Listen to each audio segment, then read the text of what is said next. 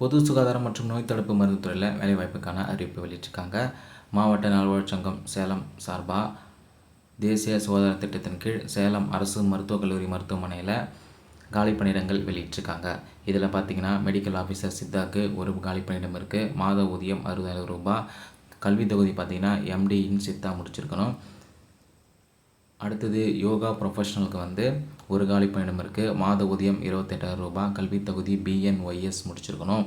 அடுத்தது ஃபார்மசிஸ்ட் சித்தாக்கு பார்த்தீங்கன்னா ஒரு காலி பணியிடம் இருக்குது. மாத ஊதியம் 20,000 ரூபாய். டிப்ளமா இன் இன்டகிரேட்டட் ஃபார்மசி முடிச்சிருக்கணும். இந்த 3 வேக்கண்ட்டுமே பார்த்தீங்கன்னா கான்ட்ராக்ட் பேசிஸ் தான். வயது வரம்பு ஒவ்வொரு பணிக்கும் என்ன இருக்கணும் அப்படின்னு சொல்லி கொடுத்துருக்காங்க.